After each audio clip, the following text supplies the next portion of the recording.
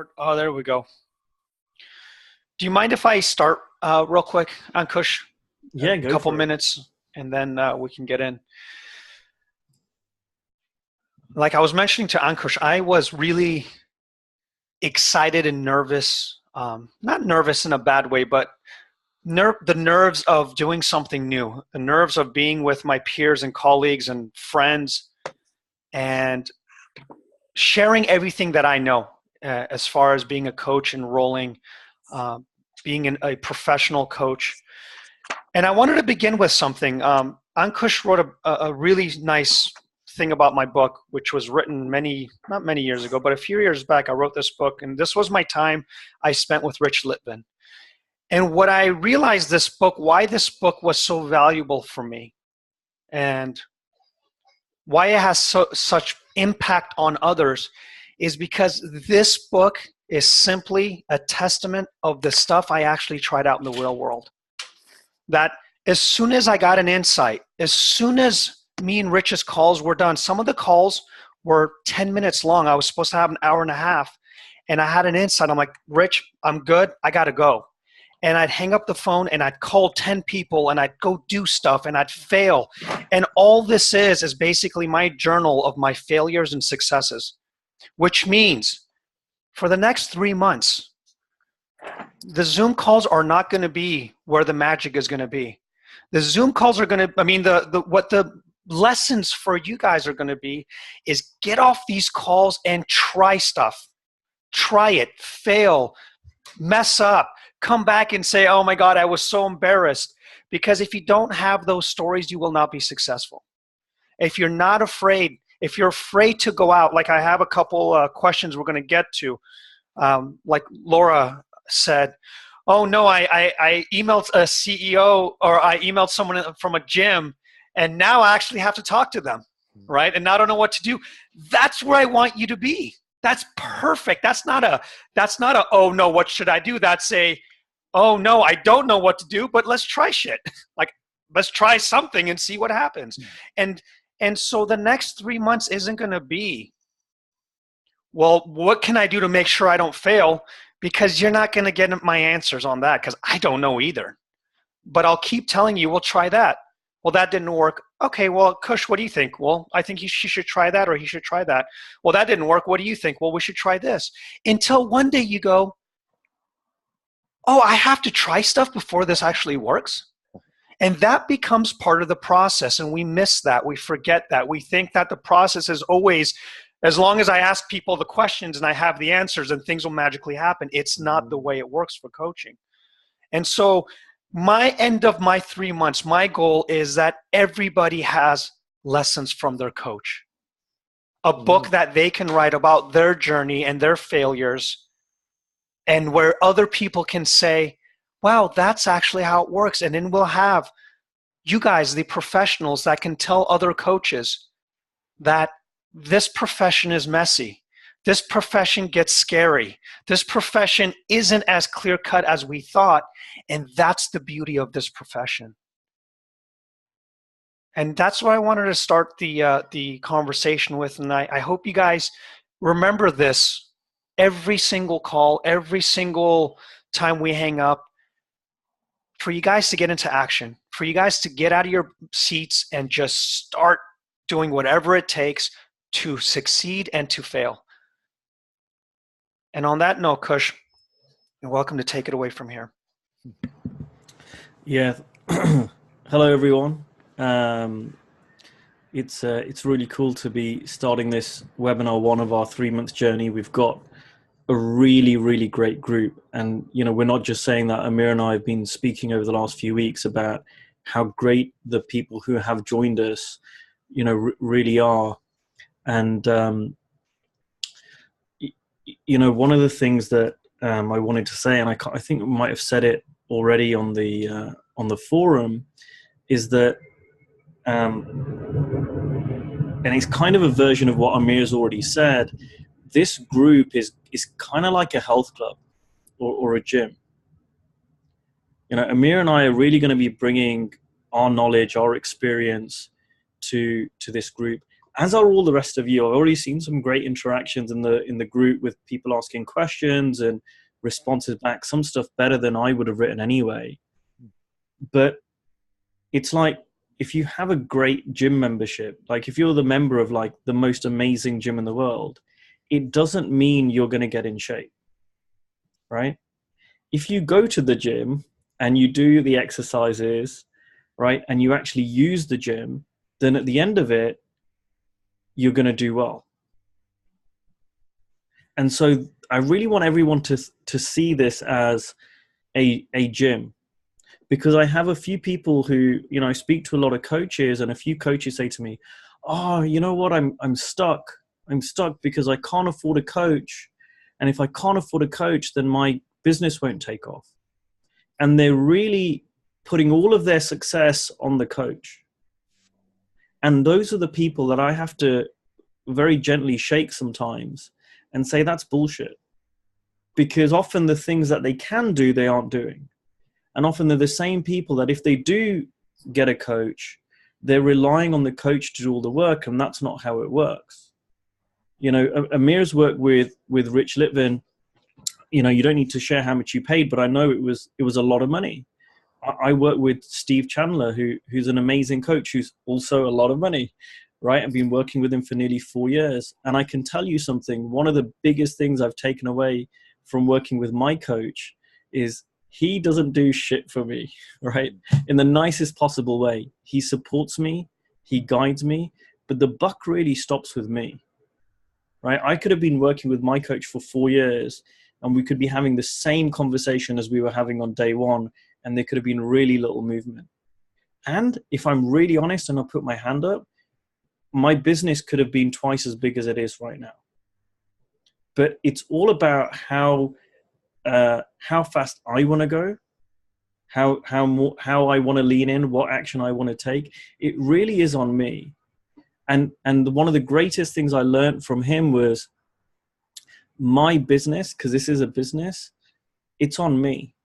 And so this is the same for all of you over here. And this is not bad news. This is actually great news, right? Because the power lies within each and every one of you, right? And you get to see for you, not that you need to rely on Amir or me or Rich Litvin or Steve Chandler or anyone else. You've got the power within you to grow your business, because it's not mysterious. Right? We're going to, hopefully one of the things we're going to do over the next few months is demystify a few things, because it seems quite mysterious. It used to me, like, how is that guy doing well? How is she doing so well? Right? How is that person making a lot of money and I'm not? I don't understand. I'm a great coach, right? It's all down to luck or, you know, something that I'm not doing. Well, it's actually a lot simpler than a lot of people think. It's often simpler than a lot of people who I used to look up to think. The other thing I wanted to say was, which is great that Amir started off with lessons from my coach. One thing that I also see that I'm going to kind of share up front on this program, which I don't think I've ever shared up front. I've mentioned it before, but I've never shared it up front. And again, something that I learned from my coach is that in terms of connecting with clients, right? I see a lot of coaches connecting with clients from a place of expertise. I'm the expert. This is how things are. Listen to me and I'll tell you how it is, right? And I've been guilty of that too. And I'm not saying you shouldn't ever share expertise, because sometimes there's things that you do know which are helpful to share. But what really connects us with clients is sharing from a place of I don't know. And one of the things that I see now that I'm more willing to do now than I was before is share my journey. So if I'm going to go on a training course or try something, I'm more likely to share it. I'm more likely to say, hey, I'm just doing this training course over here, or here's something that I've just been learning. Here's a book that I've been reading. And, you know, the reason I shared Amir's book, you know, I wrote about it because I like telling people what I'm up to, not because, oh, like I like the sound of my own voice or, you know, just writing, but because it helps people. It helps people more to see my journey than to see me go, hey, I'm a 6-figure coach. You can be like me because da, da, da, da, da. So one of the things that I see, and I like using social media a lot, I know Amir does too, and this is just an open invite. You can choose to do this or not. But as we go through these next 3 months, you are literally going to have more content than you could possibly ever share with people. Because I know a lot of people go, I don't know what to share. I don't know what to write. I don't know what to tell people. Now, whether you do this on client calls, whether you do this on social media, whether you write a book out of it, or do all of those three, the thing that's really going to connect you with people is what you're learning through this process. So for example, you guys might come through this process and think, oh man, I just got off the first webinar with Amir and Ankush. And it might not be anything I said. It might be something that Neil says or Sundance says. And you might go, do you know what I really, really saw? I've been trying to be an expert and trying to impress people my whole life. And I don't need to do that. Wow, I've just seen something. Now, if you share that and say, this is where I'm at and I've just seen it, this doesn't make you lower than people. This is the exact thing that is going to connect you with people out there. And this is a relationship business. It's all about connection. So that's why Amir's book is so good, because he didn't write it from a point of view of, hey guys, this is how you coach. He wrote it from a place of, hey, I hired a really good coach and this is what I learned. This is my journey. And I'll tell you something. When I read that book, I already knew about Rich. That book didn't put Rich higher up in my estimation. Like, it might have done something. I'm like, okay, but I always already thought he was great because of what I experienced of him. What this book did was get me closer to Amir. Like, wow, here's a guy who's so willing to be open and share his story. That's the kind of guy I can connect with. That's the guy I want to talk to. So I just wanted to share that too as well, Amir. Yeah, that was beautiful, man. Thank you. And I want to get right to you guys. I want this is you guys' call. I did print out the questions that were written in the Facebook post, but let's start with the live people, and then Kirsten couldn't get on it. I think that's one that I'd like to talk about if we have time at the end. So is there anything on you guys' mind that would be worthwhile speaking about on this journey? Any insights or questions or comments is fine.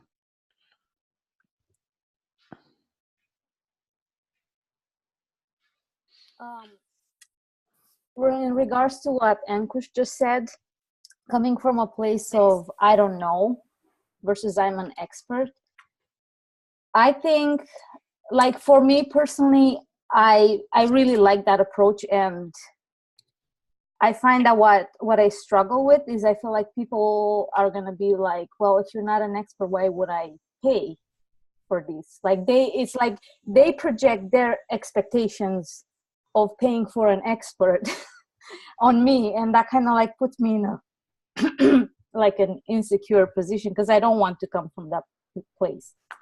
I don't think I'm an expert.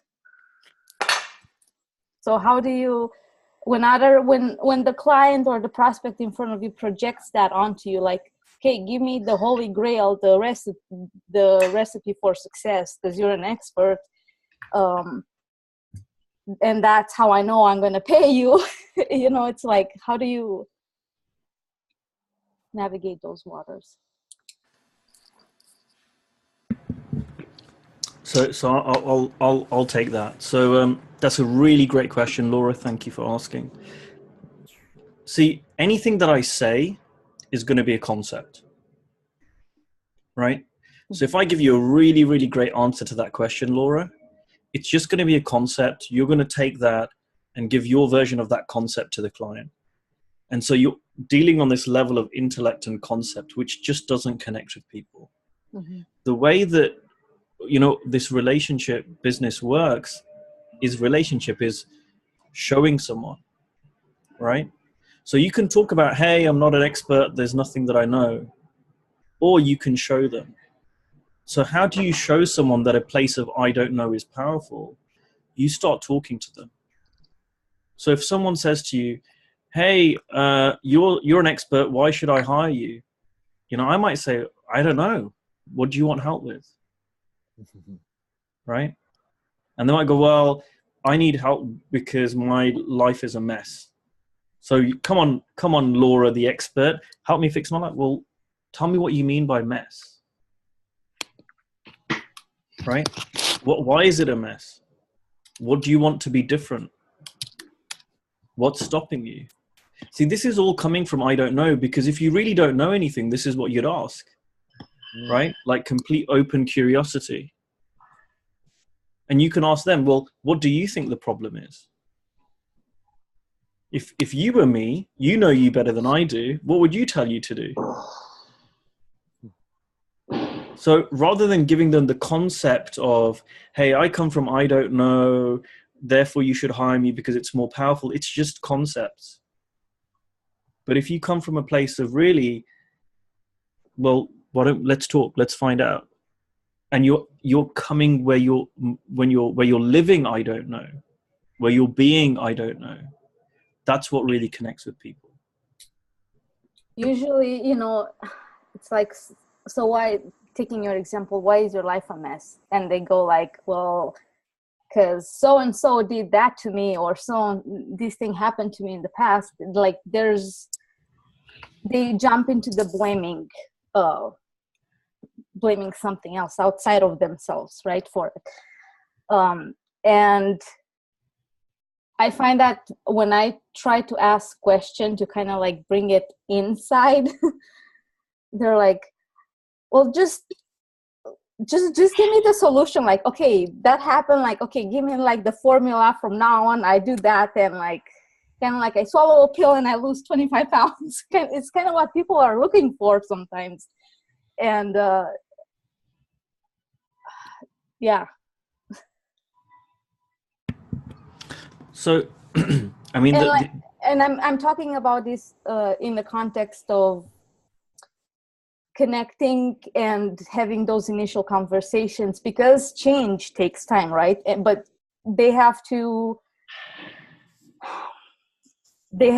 have that, I don't know what to call it, that feeling, that shift, that, okay, this is going to help me, even though there is no formula. But sometimes they're just so caught up into like, this is so painful to me, I just want somebody to like give me this, whatever it is, to fix it. So shall I tell you a quick story? Would that help? Yes. I was speaking with a young lady yesterday. She got married last year. After 6 months, her husband kicked her out of the house. And I won't go into all the details, but it's fairly tragic.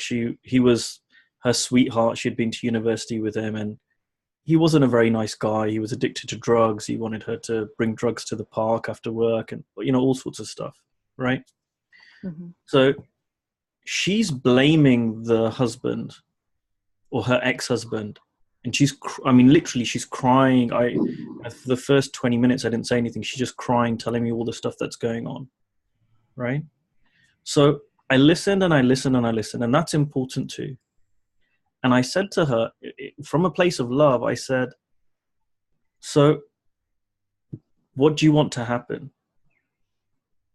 And she said, what, to him? And I said, no, to your life. What do you want to happen? And it changed the conversation, because we moved away from blaming into, well, actually, I want to move forward with my life. I want this to be different. I want this and this and this and this, right? So all it takes is just one question to move that. Mm-hmm. And I said, so, and you can't do everything. And we ran out of time because she was talking so much. But what I said to her was like, are you open? She goes, oh, I love reading. Mm-hmm. For example, I love reading. I said, great. If I give you a book, would you read it? And then we can talk again. So I let the books do the teaching bit quite often. And I'm not saying I don't teach people anything. I might share a few things with them. But I really want to get to that place where they're open around seeing this for themselves. One of the questions I love asking in a coaching conversation is one of Byron Katie's questions, which is so powerful, which is that true? Mm-hmm. So if someone says, he ruined my life, I might say, is that true? Is that really true? Well, yes, because he did this, this, and this, and this. I can ask the same question again, I can be really annoying in that way. Like, is that still true? Because people know the answer. That question really annoys people. I asked that question too. Right? But it's also where I'm coming from. So it's not even the questions. I'm giving you some examples because I want this to be practical and be useful. Mm-hmm. But the biggest thing for me is not about what questions I ask, right? It's about where I'm coming from. So if someone's talking to me like, oh, this, my husband's a problem and da-da-da and this and this and this, and they're blaming, and you go, well, is that true? And you're also coming from this place of like, I need to fix them, and not really coming from a place of I don't know. They'll feel that, right? And I'm not blameless in this because, hey, it happens to me even now. Sometimes I'll get on a call and it'll be this amazing connection. I'll fall into the unknown and, will flow. And sometimes I get on a call with someone and I find myself getting up in my head like, oh, I need them to have an insight. I need them to shift. But it's good to, through experience, you become aware of that. And now I don't need to wait until I get off the call. Sometimes I'll be 20 minutes into a call. I'm like, this isn't working. Let me just settle down in my head. And then I settle, and then I can ask the same question.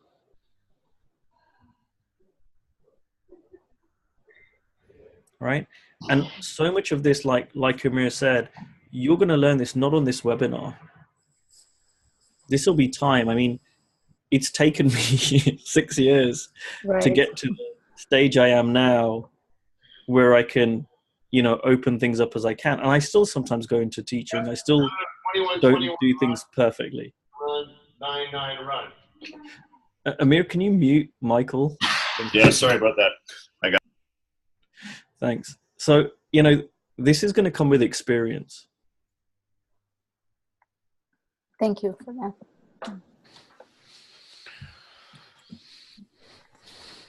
We can go on to the next question. I can, if there is time, I did want to, oh, actually, I'll say something that's universal for everybody. I think that Ankush covered it beautifully. There's not much to be said, but the biggest way to connect with someone else's reality, in my experience, is the truth.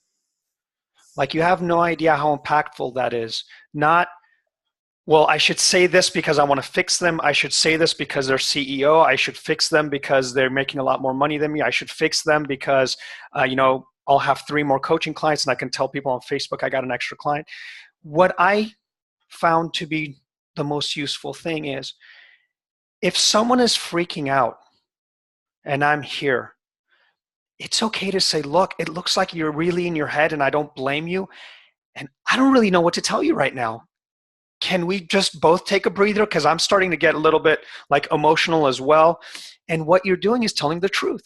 Like, that's okay too, right? I'll give you one really quick example of an expertise and how irrelevant that was. I work at a recovery center. I've never been an addict. I don't know anything about addiction for the most part. When they interviewed me, they said, so what qualifies you to teach at a recovery center? That was the question. And I said, to be honest with you, I've never been addicted to drugs. I don't have a background in addiction. I'm not a therapist, a counselor, or I've never even had a client that was addicted to anything. But what I do have is that I'm scared shitless. I'm confused about coming here, and I'm also excited. Now, if any of your clients are confused, lost, and scared, and are able to do life anyway, how valuable would that be for them? Because that's really where I'm at. And I'm sitting here telling you that I have no credentials, yet I can live a wonderful life and share that with your clients. Would that be useful? Now, I was thinking she's going to kick me out of the room. She's like, you're freaking nuts. Get out of here. She said, she had her paper. I could see it visually. She said, that's great. Can you come Monday? And I just went, holy shit, what just happened? Because what she appreciated, and I went and asked her, what was it that you hired me for? I just told you I don't know anything. She said, you're one of the few people I interviewed that told the truth. That was it. Like, I told the truth. She interviews 20 people a day, and it's, hi, yeah, I graduated from this school, and I've been doing da da da da da da da da da da da da da, and it's all just a bunch of stuff, concepts. You know, I'm a therapist. I want to get hired here. What can I say to make sure I get hired? I wasn't going there to get hired. I was going there to tell the truth. And that is a huge, huge important distinction when you're with clients. They don't want to know you're an expert. They don't want to know that you can even solve their problems. They want to know that when they spend an hour with you, are you going to be truthful? Are you going to be so truthful that whether it hurts, whether it doesn't, whether whatever, they can always count on you to tell the truth? Because their parents won't tell the truth. A lot of times their coworkers won't tell the truth. Their husband and wife may or may not tell the truth, but there's a lot of baggage usually that comes with telling the truth from them. And you're the 1 hour they get that you can say, okay, I'm in my head right now. I'm sorry, I'm scared.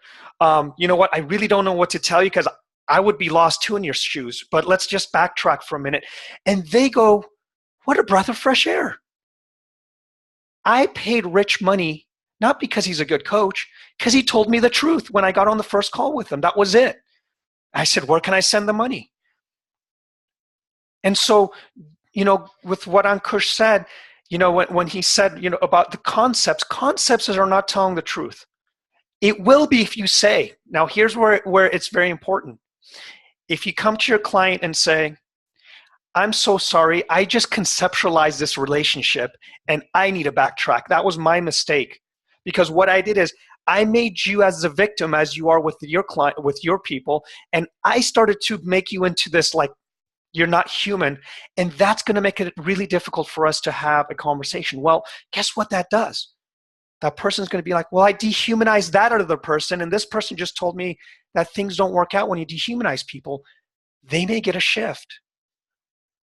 And so that's something that I wanted to share with you guys as a universal thing. And hope that made sense.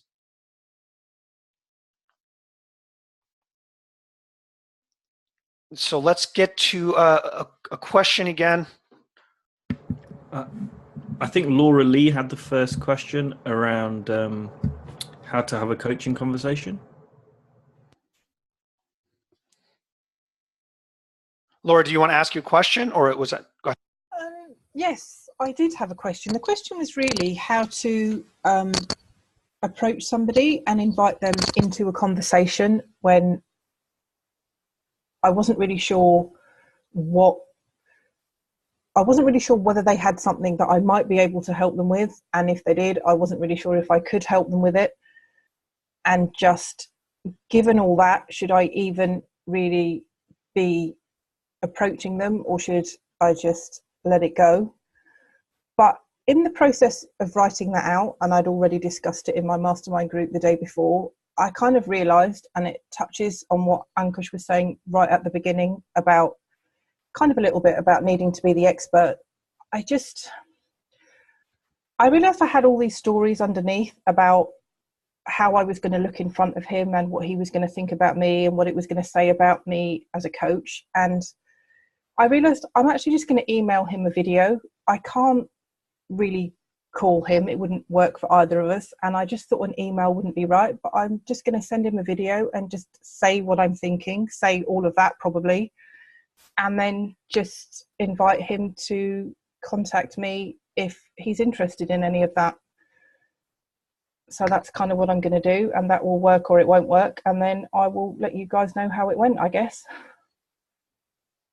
So I had a question, but I kind of answered it in the process of asking it, really. I don't have much to say to that, to be honest with you. I think for me, that's a great way to do it. That's what you feel like is appropriate, and you give it a shot. That's great. So that's the power of you guys. You didn't even need to come on. I just typed it, and lo, it was done. You know, one thing I'll add is something that I learned from someone in this group. I think everyone probably, if you haven't read it, Sundance's bio. And Sundance said, "Oh, I'm going to write my bio." And I thought, okay, yeah, he's going to write like a few lines, and then he writes this amazing piece of writing in the group, which was really touching. And Sundance, I hope I'm okay to share this. It's nothing too personal, but Sundance said he just got quiet and he started writing. He said, if I was going to write this like 100%, what would I write? And I don't know if he knows that, but he's inspired me in the last few days that whenever I'm writing to someone, I tend to rush things sometimes, like, okay, right, done. And I'm not saying overthink things, but to just slow down, get quiet, and really write what we want to say, I think is so powerful. So yeah, all the best with that, and I'm looking forward to hearing what occurs out of it. I'll let you know. Thank you, Laura. I think next was Lindsay Reed, had a question about kings and queens.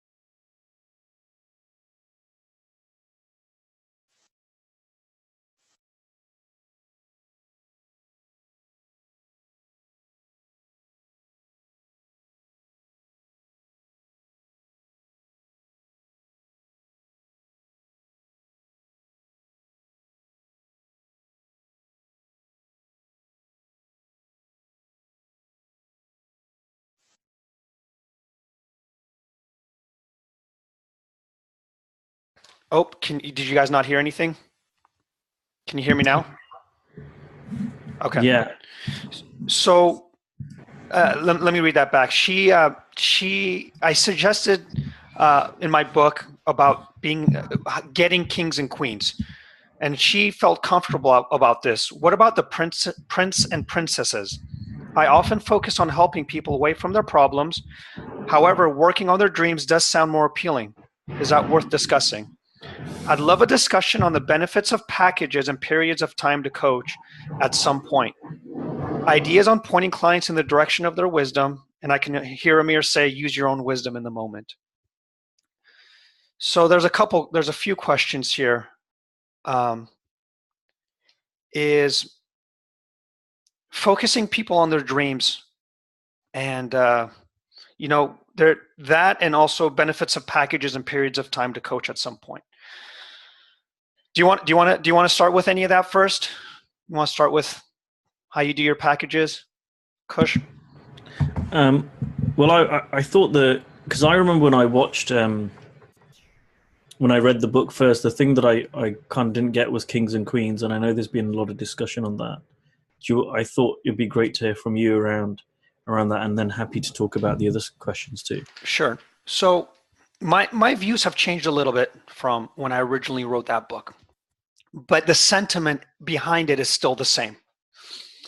I asked Rich when I first met him, before I worked with him, I raised my hand in a seminar and I said, what do you do with clients that don't pay on time or show up late, or say they're gonna coach with you and then 2 days later say they're not, and the back and forth? What do you do with clients like that?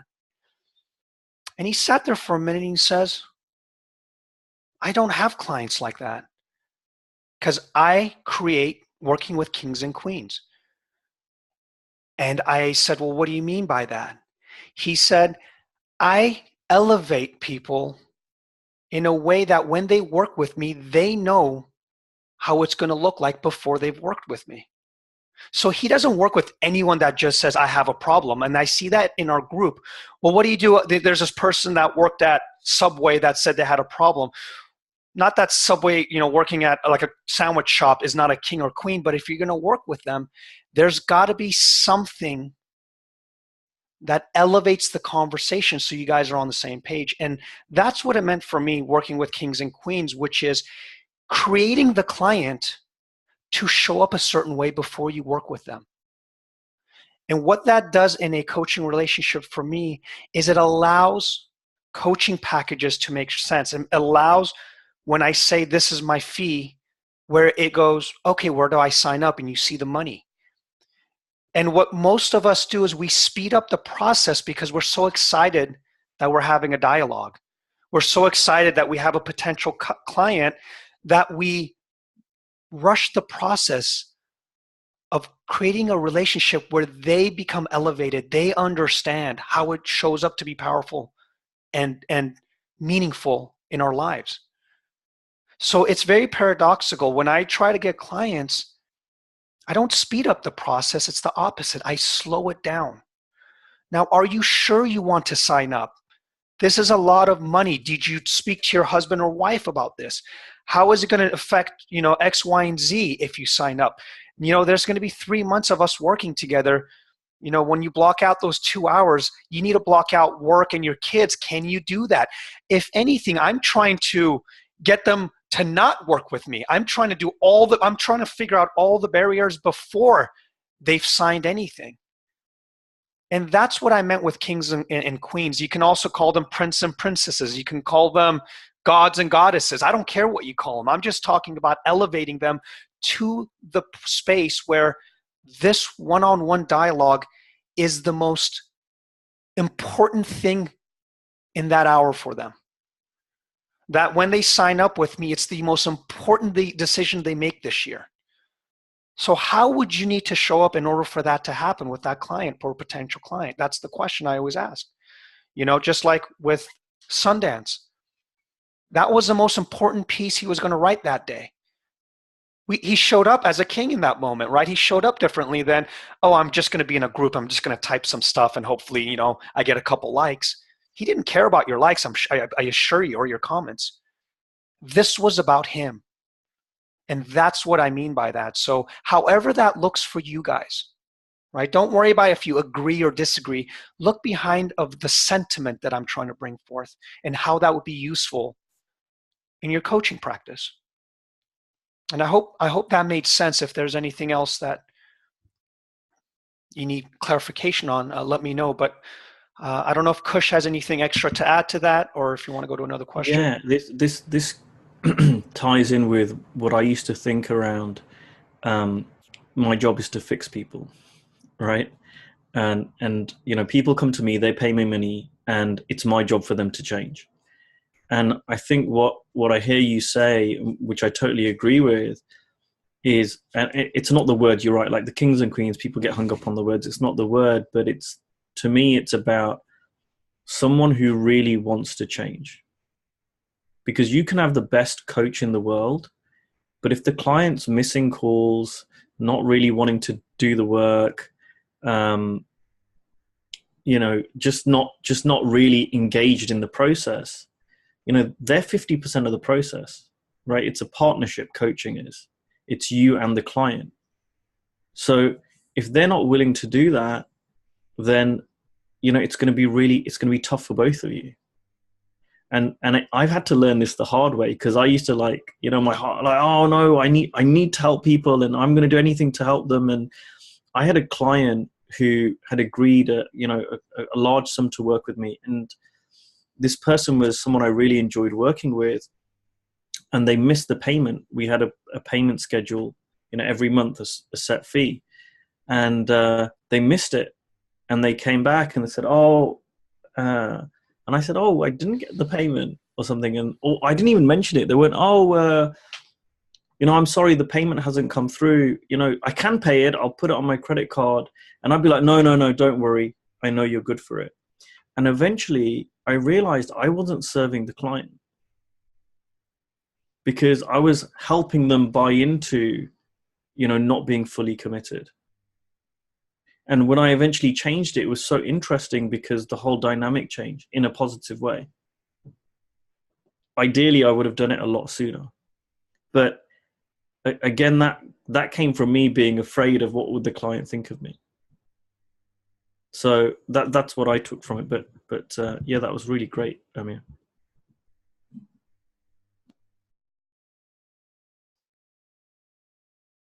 Do you want me to talk about packages as well? Yeah. Oh, yeah. I forgot.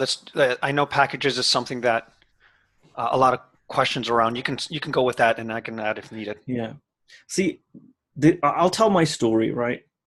Because I didn't really buy into all this packages stuff, or I did, and I see a lot of people talking about it as the way, and it's not the way, right? Like, there's lots of ways you can charge people. I've hired different coaches or mentors. Some of them have charged per session. Some of them have done packages. It's a different thing. I started out coaching, and it was kind of on a session by session basis for a couple of clients. And then when I had my first kind of proper client, I just pulled together, I guess you'd call it a package, but I kind of knew that for me to help them, it would require a few sessions in my mind. So I just went, why don't we work together for 6 sessions? And then the second client I worked with, I said, why don't we work together for 8 sessions? And I kind of just mix it around 6 sessions, 8 sessions. I then work with a chat. This is kind of 1 year into me coaching for 10 sessions. Those end up being my packages. And they were very straightforward. It was like £60 a session, £80 a session, £100 a session, multiplied by the number of sessions. That became my package, and it worked really well. And then I kind of got bought into this whole high value packages, right? You need to sell high value packages. And it really had a bad impact on my business. It wasn't good, because what it was is I was trying to sell this high value package way beyond the price I was charging at the time. And it really slowed down my business. So for me, fees, and this ties into fees as well. For me, I think there's a number that we all feel right with, right? So, it might be that in your head, $1 million or £1 million is too much to charge. It might be that £1 or $1 is too less to charge. And there's probably some number in the middle of that, right? Between 1 and 1 million that you feel comfortable charging a client. So pick that number, right? And start charging that fee. Why? Because it's your number. And for me, that number started off really small. Like I said, it was £60 and then £80, then £100 a session multiplied by the number of sessions. But that worked for me, right? There are other clients I've worked with who have even smaller numbers. And there's other clients I work with. I worked with a guy last year who charges, 3 times as much as I charge. It doesn't matter, right? And then you get feedback from the market. So let's say I pick a fee of like, okay, I'm going to charge £10,000 a session, right? And nobody's signing up for that. Then I'm going to get a little bit of feedback, right? And if I'm charging, say, $10 a session, and I have just too many people wanting to work with me, that's also feedback from the market. And so the way that I really was taught and what worked really well for me, and again, you don't need to do this, but it's just what worked well for me, was filling my coaching practice first and then increasing my fee. And it worked really, really well. And I've worked with other coaches and I've done the same thing. My view is, and this is kind of opposite to a lot of other people, apologies about the plane. But in my opinion, I would rather have a coach have 10 clients who pay them $1,000 each, or even $100 each. Let's go with $100. I'd rather have a coach who had 10 clients paying them $100 package each, right? Rather than have one client pay them $1,000 at the beginning of your coaching practice, right? When you get further down the road, things change. But at the beginning, right, what's really, really important is experience. Is to get the coaching experience, because you grow as a coach through the experience. That's the most important thing. And so I worked with a guy last year. I worked with him the year before, and he was really struggling to get clients. And I just kind of slashed his price. I went, look, we're just going to do an experiment. You're going to charge €10 a session for 100 sessions. You can sell as many as you want. Once you get to the end of 100, then you can increase your price. And he learned so much from that. I did a little video on it.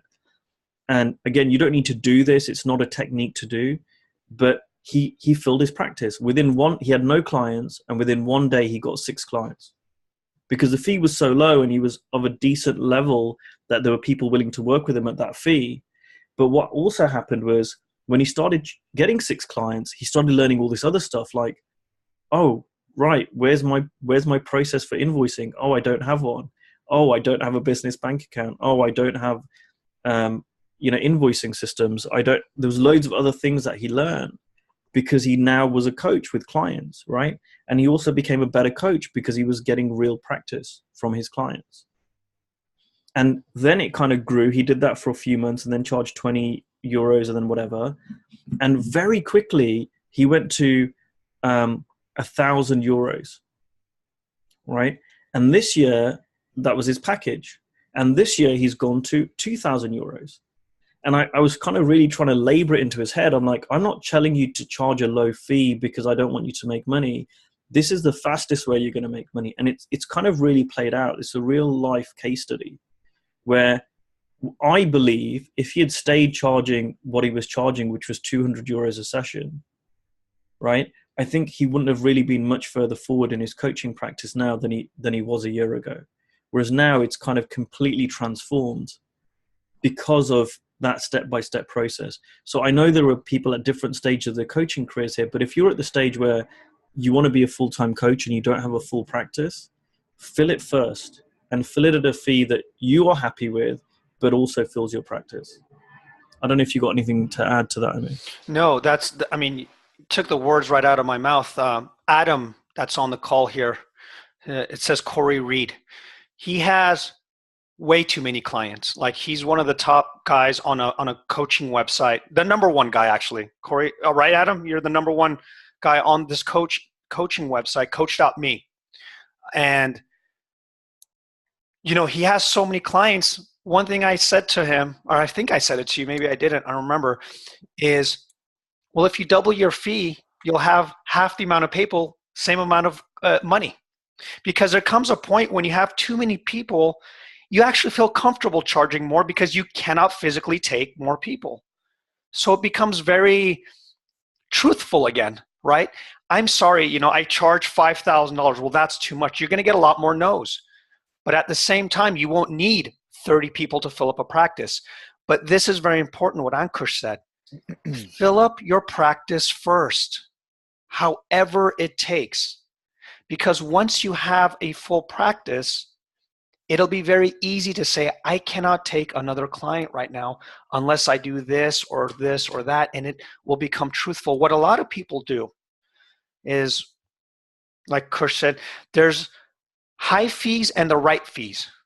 High fees is sitting at home thinking you feel special by saying, I'm going to charge you $100,000 and you've maybe had one coaching client at 100, right?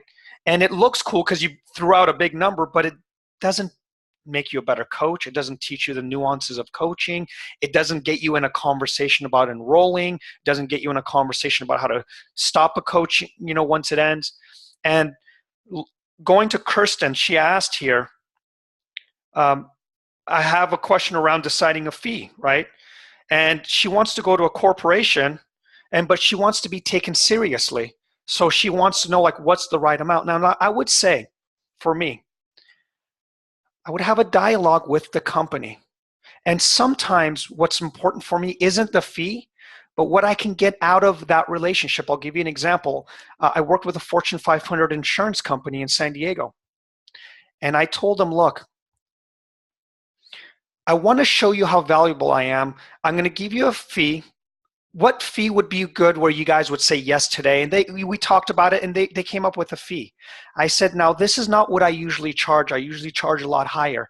However, if each one of your employees gives me a testimonial, we'll call it a wash. Because at the time, I didn't have a lot of clients. So what I did is I used the testimonials for the next corporation I went to, and I said, hey, I'd love to work with you. Here's Joe over here that said that this, day was the most incredible thing. The CEO from that company said that they would, they can't wait to have me back. So now that's worth something for me. So now that helps me to hire my fees, not because it's arbitrary, because I gave value somewhere else. So don't limit yourself to just fees. How much this, how much? What can you do to serve them, number one? And what can you do to use that service somewhere else? When someone asks what you do, you now have a story to tell. It's funny you mentioned that. Last week, I went to a Fortune 500 insurance company, and they had all these employee problems and staffing problems. And within 4 hours, they completely transformed. So I do that on some days. And on other days, I work at a recovery center. So funny story, I don't even have a recovery background. But just last week, someone that was addicted to crack cocaine for 5 years decided to stop because of what I shared. Now, doesn't that sound a lot more worthwhile than trying to talk about what I actually do? I'm a coach and I do the 3 principles, and I never talk about that. I share the stories of my past, what I've done in other companies and other businesses in my recovery center. And that's how people connect with me. That's what's useful for people to see. How have you actually helped somebody else? That's what they mean when they're asking, well, how can you help me? They want to know if you can help them. And the best way to show that you can help them is by sharing what you've done for other people.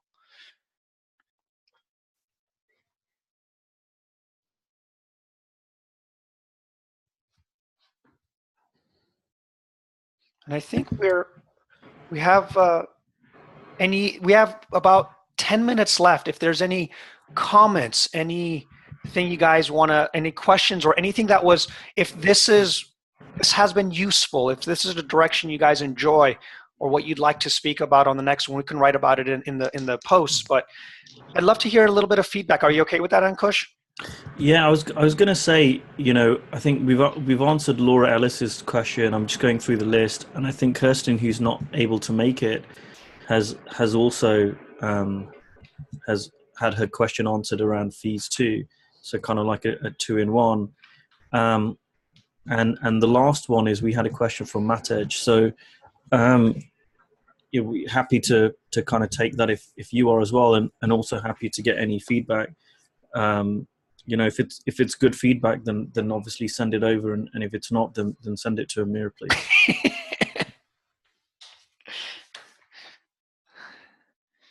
Do you want to do Matej's question?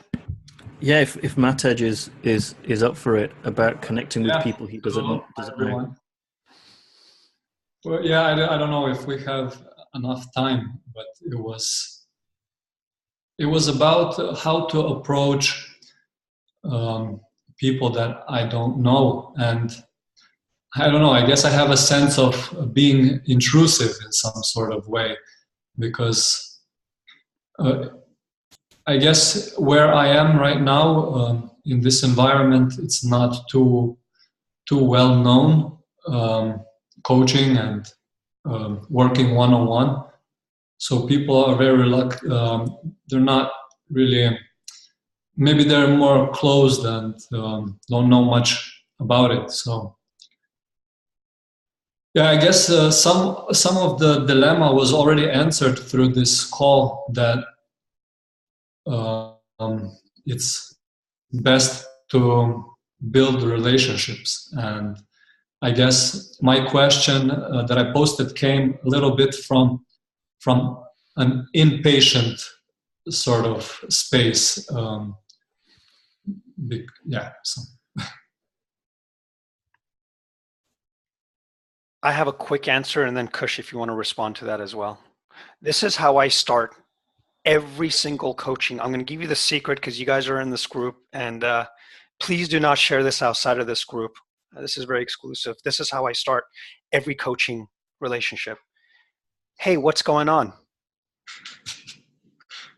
What are you up to? Right? It's like, that's it. Like there's no such thing as how do I have a coaching conversation? That's made up.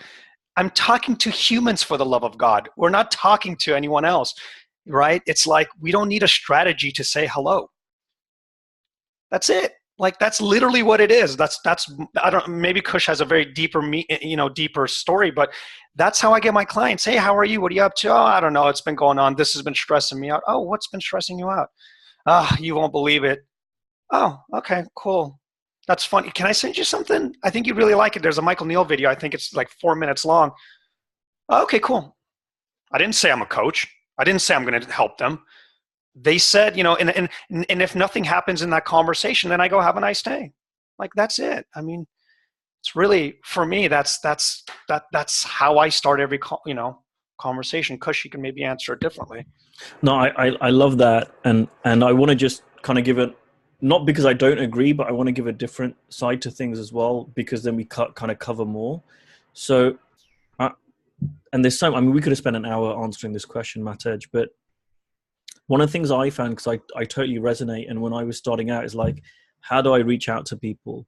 One of the things that really helped me, that I took a long time, I mean, this took me 2 years before I got this, to even get a glimpse of this, was how important community is, right? So Amir has a great online community with his Facebook group. I have a couple of communities online. I have YouTube channels. This kind of comes back to what we were talking about at the beginning around going out and just helping people, sharing your journey and inspiring people. That helps open up conversations, right? So you don't need to do this in isolation. You also don't need to create a community. This is just an idea of something you can play with, right? And you don't need to copy it the same as anyone else. But if you want to work with business people, for example, you can go and speak to the like Chamber of Commerce or something, right? And you can say, hey, how do you feel about someone coming in and giving a talk about mindset? You know, you could call it whatever, right? You can, I don't know, start up a weekly or a monthly mastermind group for CEOs in your region, right?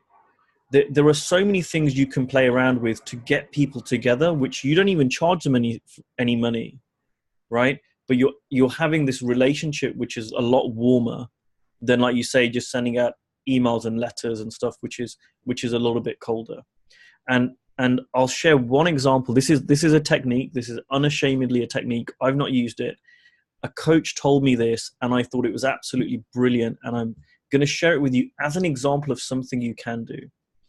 There was a coach in the US, this lady, and she wanted to coach female leaders. So what she did was she said, hey, I'm writing a book on great female leaders. And she spoke to one female leader she knew and, you know, said, and so she's not selling anything. She goes, I'm writing a book. Can I interview you for my book? All of a sudden, it's something valuable to the person. They went, oh, of course. She interviews the lady and she said, who else should I speak to? Right. And then she said the question was, who should know me and who should I know?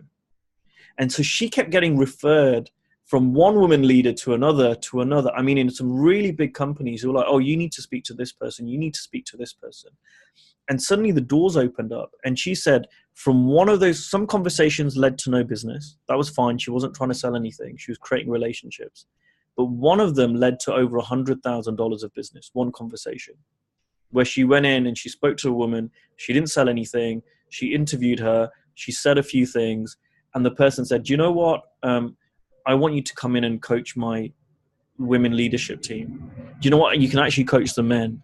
And do you know what? Actually, can I talk to you about being my coach too? Because now you're just getting in front of people. So, and that's something that we can all take, you know. So I like doing things on Facebook, but, you know, some people like doing things in person. There's so many different things you can do. Jesse was at an event I did, and Michael was last week. Was it last week? 2 weeks ago in Canada. And we talked about this, where, you know, a lady who was in the room was working with women who are going through divorce. And, you know, I said, you know, you can go and approach the divorce lawyers, right, in your area and connect with them and do something for them as a service. You can start up and I think she had a divorce support group or network. There's so many ways you can give value to people. You know, there's meetup.com. I think there's a group called Interesting Talks London. It has like 20,000 members of people who come to these talks. I think they even charge for the talks. But there are so many things you can do to create community and give value up front. So you can play around with that, which will also open up warmer conversations. And one last thing to add to what you said, I took a drug that messed up my body. So I went to the doctor and I said, can I volunteer and talk to the other men that took this drug and messed up their body? And guess what he said? Oh, absolutely. That'd be wonderful. It's literally, people love this stuff. They love to be helped. And not from a, we got to get this off of our mind as a coach. Don't worry about that. Like, that needs to get out of our heads. How to show up as a coach, how to just show up as a human first, get to know the people, find out what people need, and see if you can be a part of that help. That's as simple. Now, I'll give you something that you guys can use, okay? And I did this myself. Rich told me, and I'm gonna pass it down to you guys. He said, as your coach, I want you to go and speak to 5 businesses you're afraid to speak to that inspire you. And when you get there, blame it on your coach.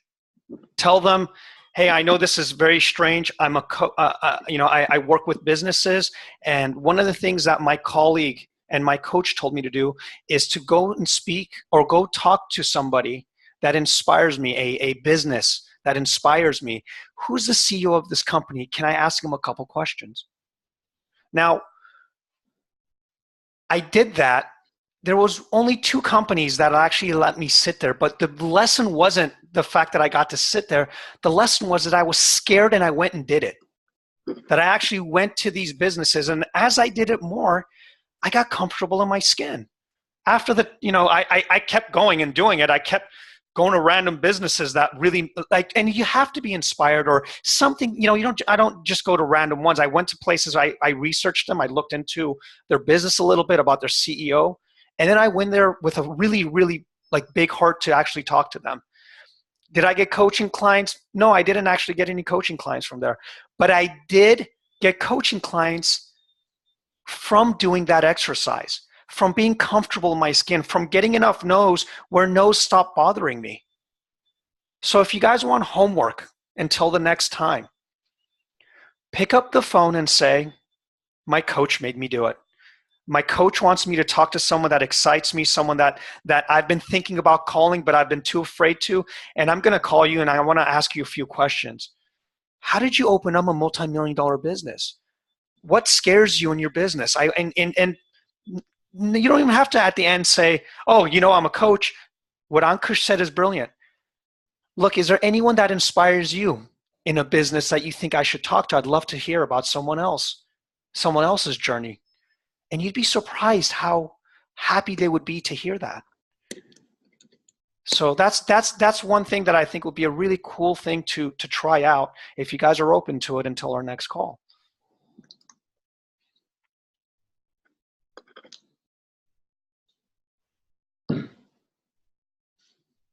Is that helpful, Matej?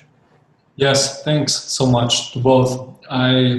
Some of the things that you suggested I am already doing, and some of the things just for me open up even more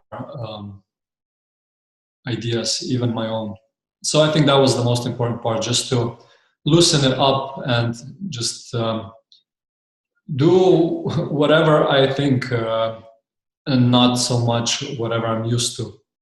Just try different things. And how do we pronounce your name? Because I'm getting told off by Igor for not pronouncing your name correctly. It's if you put a Y at the end, Matej. Okay, Matej. I think it works, with a Y. Thanks. Thank you. Awesome. Well, I think we're good for this moment. You guys enjoy your day. Try stuff out. Come back and tell us. I want you guys to come back with failure stories more than successes, to be honest. I want you guys to come back and say, you won't believe it. I went and spoke to this company that I have been thinking about, and I went in there and I talked to the secretary and I couldn't even get to another employee. Fine. Then you've succeeded.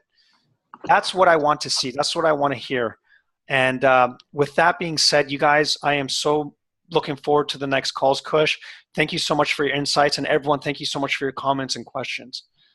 Yeah, and if you're watching this on the replay, please leave some comments and questions and still get engaged with us. That would be great to hear from you too. And post the stories in our group, however it goes, and outside of our group. If there was any insights you got from this call, say I just got off a call and X, Y, and Z was absolutely amazing. And see what kind of comments you get. Thanks, you guys.